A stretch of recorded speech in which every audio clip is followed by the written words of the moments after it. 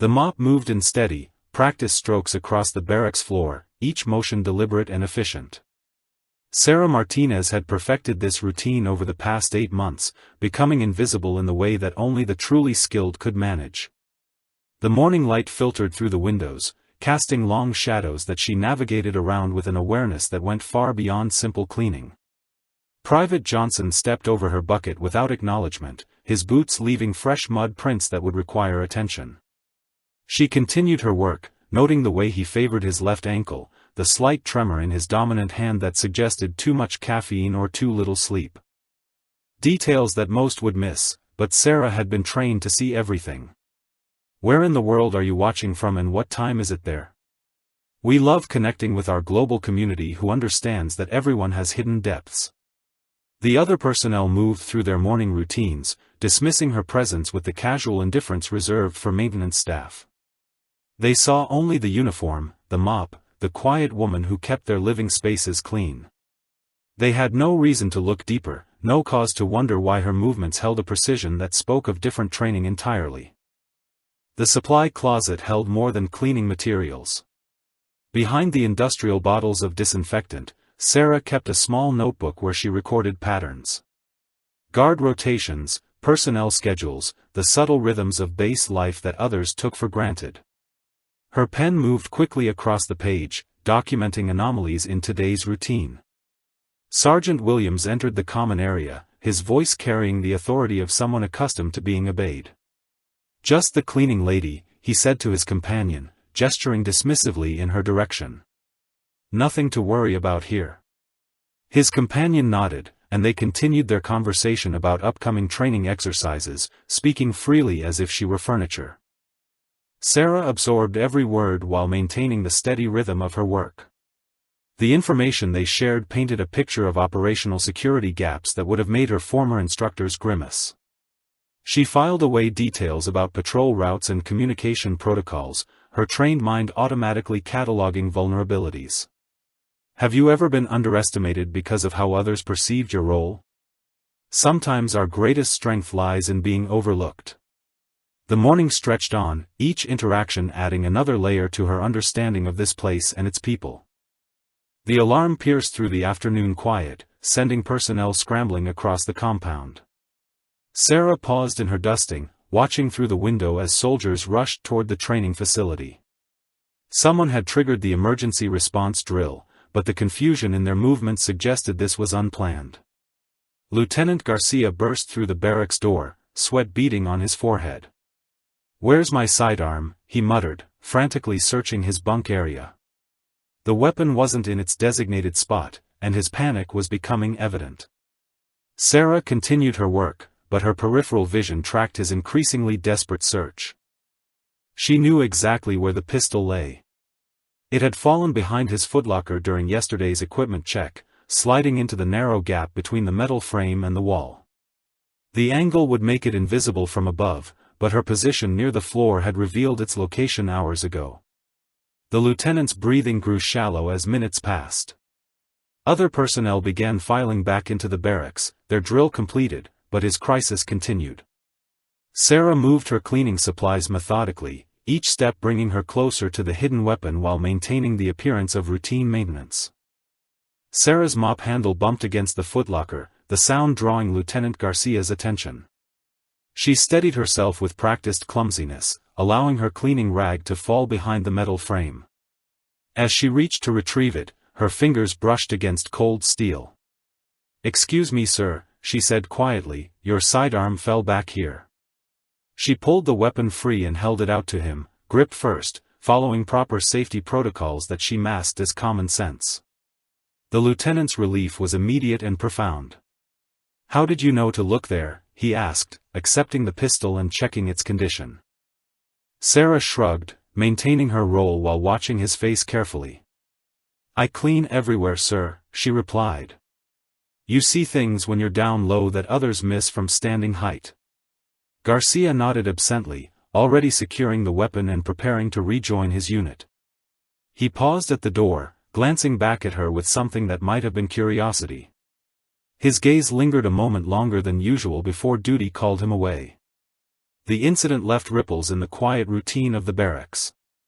Other personnel had witnessed the exchange, and Sarah noticed the subtle shift in how they observed her movements. The base communications went dark at 1400 hours. Sarah noticed the silence first, the absence of radio chatter that normally provided a constant background hum to her daily routine. Emergency protocols kicked in as personnel scrambled to establish contact with command, but the electronic warfare systems indicated hostile jamming. Chief Petty Officer Hayes gathered the available personnel in the main corridor, his voice tense with controlled urgency. "We have a situation developing on the perimeter," he announced. "Unknown hostiles have breached the outer fence and are moving toward the communications array. All non-essential personnel report to secure areas immediately." What would you do if you found yourself in a crisis where your hidden skills could make the difference? Sometimes we must choose between safety and stepping forward. Sarah continued cleaning, but her movements became more purposeful. She positioned herself near the weapons locker, noting which personnel carried sidearms and which appeared unprepared for combat. The familiar weight of crisis settled over her shoulders like a comfortable jacket, awakening instincts that had been dormant too long. Through the window, she caught glimpses of movement in the tree-line beyond the compound walls. The first shots echoed across the compound as hostiles engaged the outer sentries.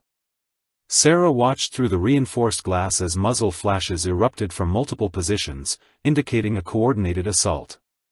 The attackers moved with military precision, their formation suggesting professional training rather than random insurgents. Petty Officer Reynolds rushed past her toward the armory, but stumbled as shrapnel from an explosion peppered the corridor wall. Blood seeped through his uniform sleeve as he struggled to maintain his grip on his rifle. The weapon clattered to the floor, sliding across the polished surface to rest near Sarah's feet. She knelt beside the injured sailor, her hands moving to assess his wound with practiced efficiency. The cut was clean but deep, requiring immediate pressure to control bleeding. As she applied her cleaning rag as a makeshift bandage, Reynolds looked at her with surprise and growing recognition. "Have you ever witnessed someone reveal capabilities that completely changed how you saw them? Those moments remind us that everyone carries hidden depths." The rifle lay within easy reach, its familiar weight calling to muscle memory that 8 months of mopping floors could not erase. Boots thundered down the hallway as Navy SEAL Master Chief Thompson rounded the corner, his team following in tight formation. His eyes swept the scene, taking in the wounded Reynolds and Sarah kneeling beside him with the rifle just beyond her reach. The veteran operator's gaze lingered on her positioning, her calm demeanor amid chaos, the precise way she had applied field medical care. Thompson's unit was undermanned, 2 operators down with injuries from the initial breach. The hostiles had taken strategic positions that would require precise marksmanship to neutralize. His weathered face showed the calculations running through his mind as he assessed available personnel and their capabilities. The Master Chief stepped forward, his movements deliberate. He reached down and lifted the rifle from the floor, checking its condition with automatic precision. For a moment that stretched like eternity, he studied Sarah's face, seeing something that others had missed for 8 long months. This moment reminds us that sometimes the most unexpected people are exactly who we need when everything is on the line. Without a word, Thompson extended the weapon toward her, grip first, his eyes never leaving hers as he waited for her response.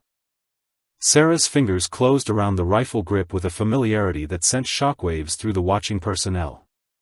The transformation was immediate and profound. Her posture shifted from the hunched stance of a cleaner to the alert readiness of a warrior. She checked the weapon's condition with movements so fluid they seemed choreographed, her muscle memory awakening from its long dormancy. Master Chief Thompson nodded once, a gesture of recognition between professionals. The other personnel stared in stunned silence as Sarah rose to her feet, the rifle now an extension of her body rather than a foreign object. Lieutenant Garcia, who had questioned her about his sidearm days earlier, watched with growing comprehension.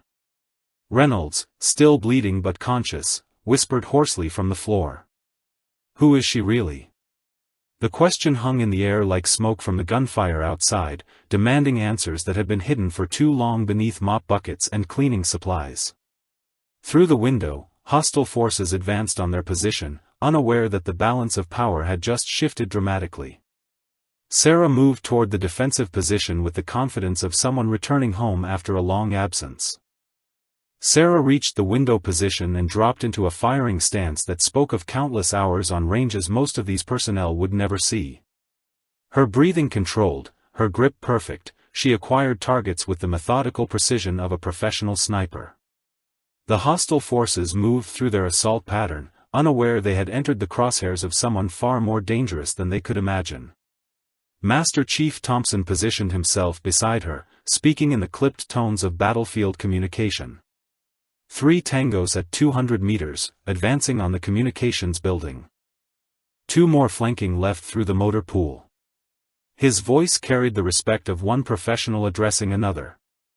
Sarah's response was economical, professional. Confirmed. Taking the long shots first. Her finger moved to the trigger with deliberate control, the years of training compressed into this single moment of truth. The watching personnel held their breath, finally understanding they were witnessing something extraordinary. The first shot rang out with surgical precision, followed immediately by a second. Through the scope, hostile figures dropped with the clean efficiency that marked expert marksmanship. The tide of battle had turned. The remaining hostile forces regrouped, their advance faltering as their numbers dwindled under Sarah's precise fire.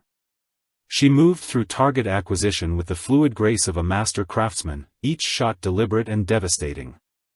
The personnel behind her watched in awe as their former cleaning lady systematically dismantled a coordinated assault.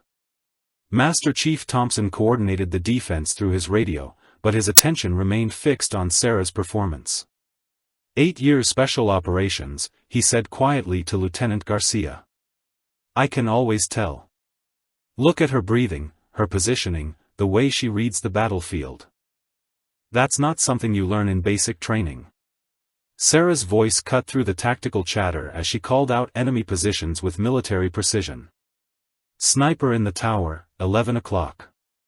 2 hostiles moving through the vehicle bay, attempting to flank our position. Her intelligence was flawless, her situational awareness complete. Isn't it amazing how the people we overlook every day might be the heroes we need most? Sometimes our salvation comes from the most unexpected places. The hostile assault began to crumble under her expert marksmanship and tactical awareness. The final hostile fell to Sarah's precise marksmanship, his weapon clattering uselessly as silence reclaimed the compound. She maintained her position for several minutes, scanning for additional threats with the thoroughness that had kept her alive through 8 years of the most dangerous operations imaginable. Only when she was certain the perimeter was secure did she lower the rifle. Master Chief Thompson approached her with the measured respect reserved for fellow warriors. Staff Sergeant Sarah Martinez, formerly of the 75th Ranger Regiment, he said, reading the recognition in her eyes. I knew I recognized those skills. You've been hiding in plain sight for 8 months. The gathered personnel stared in stunned silence as their understanding of reality shifted completely. Lieutenant Garcia stepped forward, his voice filled with newfound respect. Why were you cleaning barracks? He asked. Someone with your qualifications should be training our best operators. This is what happens when we truly see the people around us instead of just their current roles. Every person has a story that might surprise us. Sarah's response carried 8 months of careful concealment finally lifting like morning fog. Sarah set down the rifle and looked at the faces surrounding her, each one reflecting a mixture of awe, respect, and embarrassment for their months of dismissive treatment. I needed time to heal, she said simply. 8 years of combat operations leaves marks that don't show on the surface. Sometimes stepping back from who you were is the only way to remember who you want to become. Master Chief Thompson extended his hand in a gesture of professional recognition. We could use someone with your experience training our newest operators, he said. If you're ready to step back into that world. The offer hung between them, representing not just a job but a return to purpose. Lieutenant Garcia, who had frantically searched for his sidearm days earlier, shook his head in amazement. We walked past a war hero every single day and treated her like she was invisible. The shame in his voice spoke for all of them. Share this story with someone who needs to remember that heroes come in all forms and often hide among us in the most ordinary places. Sarah smiled, the first genuine expression of joy they had seen from her. Sometimes the best place to find yourself is in service to others, even if they never know your name.